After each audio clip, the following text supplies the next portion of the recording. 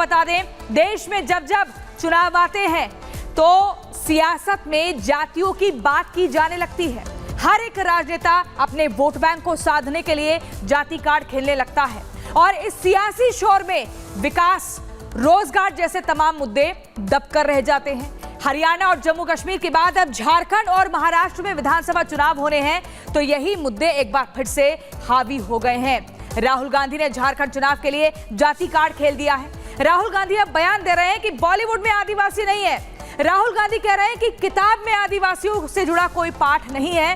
तो बड़ा सवाल यह है कि क्या चुनाव जीतने के लिए जाति कार्ड ही केवल एक हथियार रह गया है? आखिर क्यों बार बार चुनाव जीतने के लिए समाज को जातियों में बांटने की कोशिश की जाती है? तो इसी मुद्दे पर करेंगे आज की सबसे बड़ी बहस, लेकिन उससे पहले आप देखिए हमारी एक खास रिपोर्ट।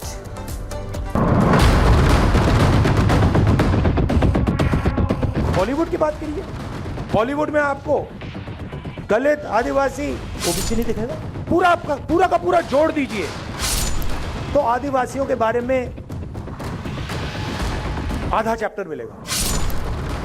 एक मशहूर शेर है कि सरहदों पर बहुत तनाव है क्या, पता करो चुनाव है क्या। मशहूर शायर राहत इंदौरी साहब का यह शेर राहुल गांधी पर एकदम फिट बैठता है, क्योंकि जब जब देश में चुनाव आते हैं राहुल गांधी जाति कार्ड खेलकर सियासी पारा बढ़ा देते हैं। अब एक बार फिर झारखंड चुनाव से पहले राहुल गांधी ने जाति कार्ड खेल दिया है। राहुल गांधी कह रहे हैं कि बॉलीवुड में कोई आदिवासी नहीं है, किताबों में आदिवासियों को लेकर कोई पाठ नहीं है और बीजेपी की सरकारों ने आदिवासियों के साथ भेदभाव किया है, उन्हें ऊपर उठने नहीं दिया है। बॉलीवुड की बात करिए। बॉलीवुड में आपको दलित, आदिवासी, ओबीसी नहीं दिखेगा। पूरा का पूरा जोड़ दीजिए तो आदिवासियों के बारे में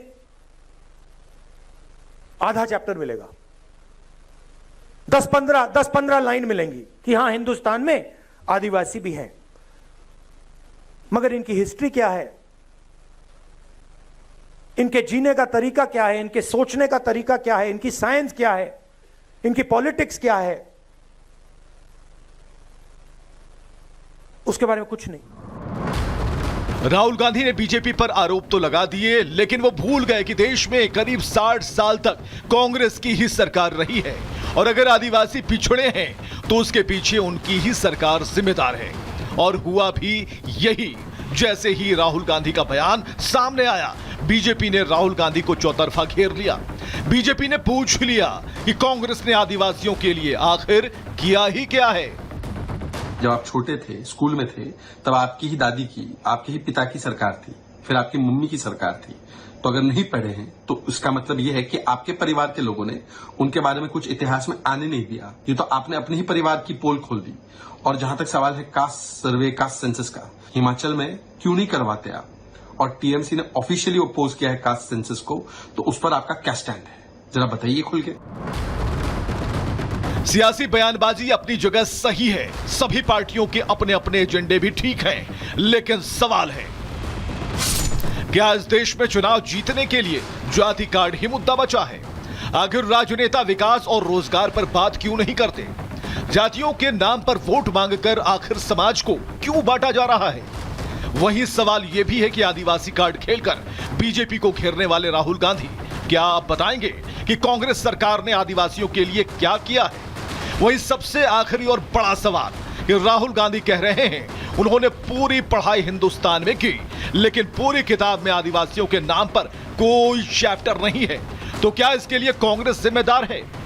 क्योंकि राहुल गांधी की स्कूलिंग के दौरान तो देश में कांग्रेस की ही सरकार रही है।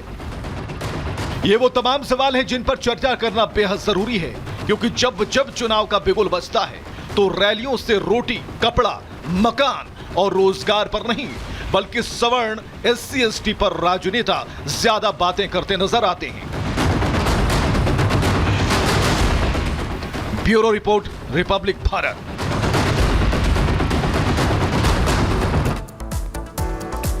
कि राहुल के बयान के बाद से कांग्रेस फंस गई है, ये भी एक बड़ा सवाल है। यहीं से चर्चा की शुरुआत करते हैं। धनंजय गिरी जो कि बीजेपी के प्रवक्ता है, हमारे साथ जुड़ गए हैं। दूसरी तरफ से मोर्चा संभालेंगे तनुज खत्री, जेएमएम के प्रवक्ता चंद्रमोहन शर्मा, कांग्रेस के नेता। आप सभी का बहुत बहुत स्वागत है रिपब्लिक भारत की इस चर्चा पर। सबसे पहले चंद्रमोहन शर्मा जी, आपके पास आते हुए, राहुल गांधी कह रहे हैं कि उन्होंने भारत में, हिंदुस्तान में अपनी स्कूलिंग की पढ़ाई करी है, लेकिन उन्हें कभी भी किताबों में आदिवासियों के नाम पर कोई चैप्टर नहीं मिला। तो इसके लिए कौन जिम्मेदार है? क्योंकि जब राहुल गांधी स्कूल में पढ़ते थे तब तो इस देश पर कांग्रेस की पार्टी ही राज कर रही थी। 60 सालों तक कांग्रेस सत्ता में रही है। ऐसे में राहुल गांधी अपनी ही पार्टी पर सवाल उठा रहे हैं क्या? के प्रश्न के प्रोमो के अंदर जब चल रहा था तो उसी प्रोमो में एक बात चल रही थी कि सुनो, सरहद में तनाव है क्या, देश में चुनाव है क्या। बिल्कुल ठीक प्रोमो था वो। उस प्रोमो के अंदर ये भी वक्तव्य आया कि इन सब चीजों के साथ इसका यूज कैसे होता है, और वो आपने सिद्ध भी कर दिया। अगर राहुल गांधी कोई बात करे तो उसका सटीक जवाब सत्ता पक्ष दे नहीं सकता है। वो उसको तोड़ मोड़ कर उसकी चीजों को पेश करना जानता है और वो उसकी कोशिश करता है।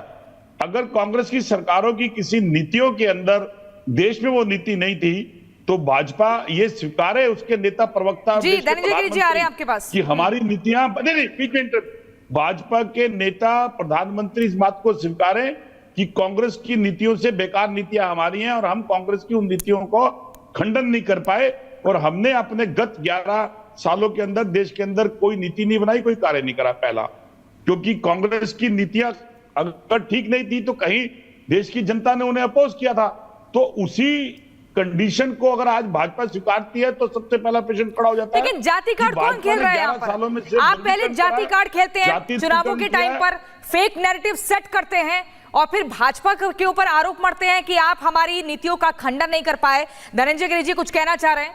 लगातार ये आरोप लग रहा है कांग्रेस की तरफ से कि बीजेपी की नीतियां खराब है, कांग्रेस की नीतियों का, इसलिए वो खंडन नहीं कर पाए।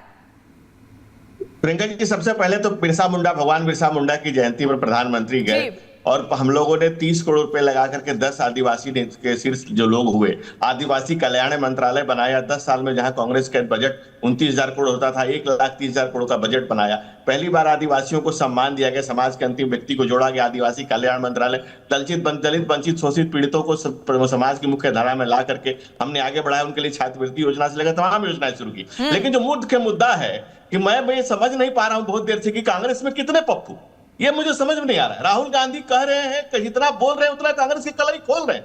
राहुल गांधी कह रहे हैं कि आदिवासी चैप्टर बनाई थे, भाई तो सरकार किसकी थी? पंडित नेहरू, इंदिरा गांधी, राजीव गांधी, यानी कि सबको नकारा बता रहे हैं। अपने परिवार में, अपने पार्टी को, अपनी पीढ़ियों को नकारा बता रहे हैं। उनके प्रवक्ता बैठ के भी नहीं बता पा रहे, कह रहे हमारी नीतियां खराब तो थी, वो एक्सेप्ट कर रहे हैं। तो मैं ये समझ नहीं पा रहा हूँ कि चंद्रमोहन जी कुछ कहना चाह रहे हैं? जमात है चंद्रमोहन जी, बीजेपी का सीधे तौर पर ये कहना है कि राहुल गांधी सेल्फ गोल कर गए इस बार भी सेल्फ गोल कर गए राहुल गांधी, अपने पैर पर ही कुल्हाड़ी उन्होंने मार ली। क्योंकि बीजेपी का ये मानना है कि हमें तो भाई अगर दलितों की बात करें या फिर आदिवासियों की बात करें तो राष्ट्रपति पद पर बिठाया एक महिला को। अगले साल बिरसा मुंडा, जिसको भगवान मानते हैं झारखंड में आदिवासी, उनका वर्ष हम बना रहे हैं, एक वार्षिक पूरा साल बनाएंगे। तो फिर कैसे आप बीजेपी के ऊपर उंगली उठा सकते हैं?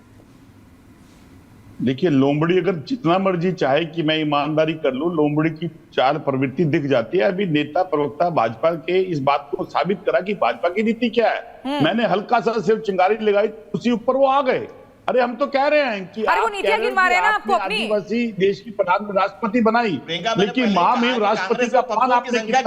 देश के श्रद्धेय आराध्य राम जी के मंदिर के अंदर आपने उनको नहीं बुलाया, ये अपमानित था। इसके ऊपर आज तक आपने जवाब नहीं दिया। और हम तो ये भी कह रहे हैं, चंद्रमोहन शर्मा जी, हैरानी इस बात की होती है कि जब बेतुकी बात है आप इस डिबेट में भी परोसते हैं। आपको पता नहीं है कि राष्ट्रपति को उस कार्यक्रम में क्यों नहीं बुलाया गया था? एक प्रोटोकॉल होता है, इतनी भीड़ थी वहां पर, कैसे राष्ट्रपति आके कैसी बेतुकी बातें कर रहे हैं? यहाँ पर फेक नैरेटिव नहीं चलेगा, यहाँ पर आपको फैक्चुअली बात करनी पड़ेगी। प्रमुख का प्रोटोकॉल था प्रियंका, ये सबसे बड़ी समस्या है। क्या मंदिर में बुलाया जाना? मोहन भागवत जी का खड़ा होना कोई भाई, आप मंदिर प्रोटोकॉल को बैठे हुए मंदिर अगर प्रधानमंत्री जी देखिए विषय पर बोलने के लिए इनके पास कुछ नहीं है। प्रोटोकॉल था। आई रिक्वेस्ट कि please come on the topic, और अगर नहीं है तो मान लीजिए